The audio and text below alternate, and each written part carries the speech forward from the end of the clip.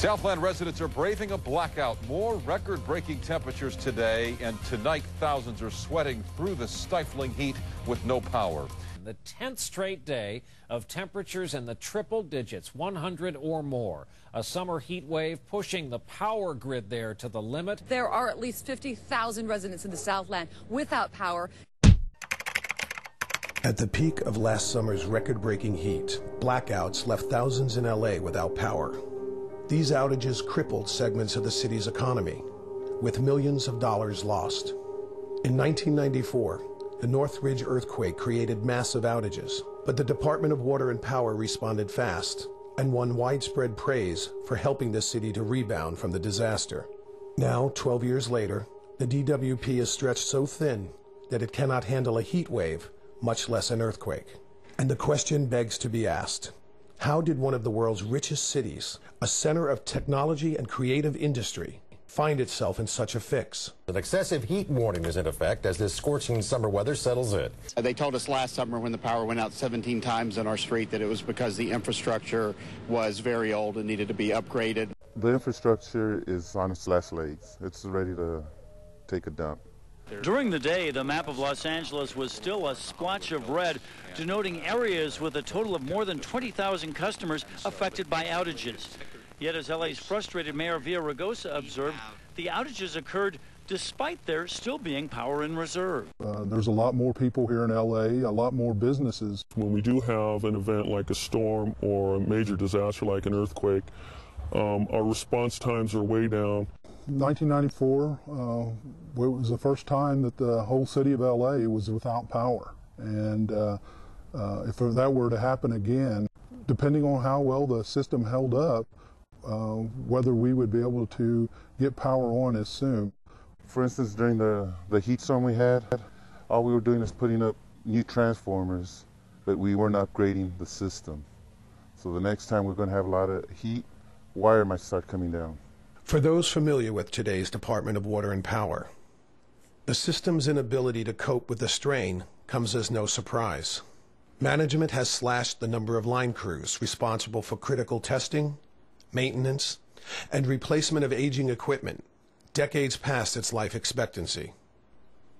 As a result, the DWP has no idea where the weak points in the system are, and a strapped workforce struggles to just maintain, much less upgrade, the system. And any further strain threatens the supply of reliable power and safe drinking water to millions. Well, when I first started here, we used to do a lot of maintenance, replacing poles, doing a lot of cross-arm and upgrade of just the normal system that we have here.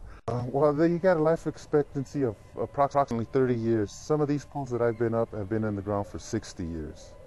Old wooden power poles, many topped by heavy transformers, leaning badly. Power poles carrying tens of thousands of volts of electricity, standing not in concrete, but in bare dirt. They go out and they tie things up, they put up conductors, they get the power back on, but they leave it in an okay temporary status. Case in point, this pole that is wedged into the structural wall of a banquet hall on La Cienega Boulevard.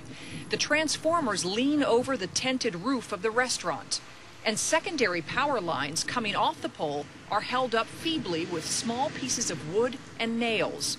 The maintenance that we could have and should have done prior hasn't been done.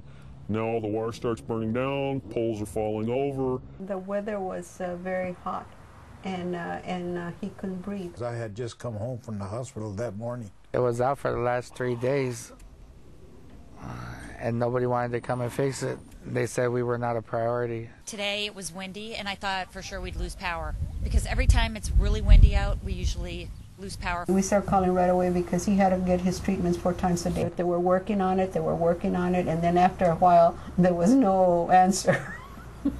If you're last on the list of jobs, the response time there is going to be, could be quite a bit longer. Water infrastructure is in serious straits as well, though so far we have been spared water failures on the scale of recent power outages.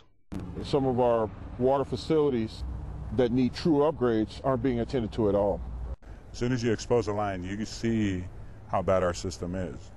pump stations, regulator stations, trunk line mains, even regular distribution mains. This system was developed in the 50s and 60s.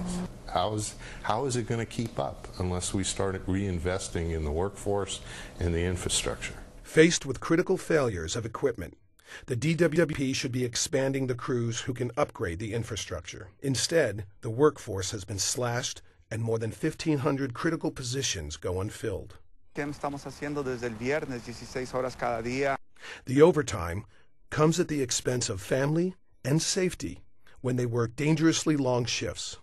To get Los Angeles back on a course to safe water and reliable power, the department must address a shortage of 1,500 workers immediately. The city must also start training new workers on a much larger scale. And consider this fact: about 40% of DWP employees are eligible for retirement in the next 5 years. We're not prepared. The bottom line is we are not prepared. You know, the time comes when it's stormy weather and you really need these services, and you're out of water, you're out of power.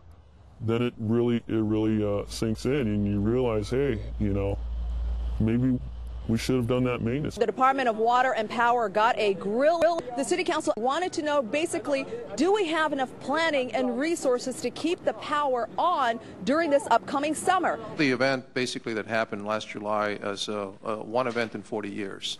The evidence is definitely in. Southern California and the Golden State are really heating up. The tremendous population growth that we've seen here in the last century, in the infrastructure, the lawns, the golf courses, the freeways, the shopping centers, and the great urban and suburban growth have definitely warmed up the environment. And let's not forget the big picture. We've added so much greenhouse gas to the atmosphere. We're not only heating the surface of Southern California, we're being heated from above. And so the long-term outlook here in California is more extreme heat days and definitely longer heat waves as we look forward to the summer. Water and electricity. These are the life forces of our great city. Department and city leaders have received repeated warnings, but they still fail to take any action. The DWP director, city council, mayor, and commissioners must be held accountable for failures in the system. Our water and power infrastructure needs to be prepared for a major earthquake, tsunami, or terrorist attack. Sadly, we are not even prepared for this summer.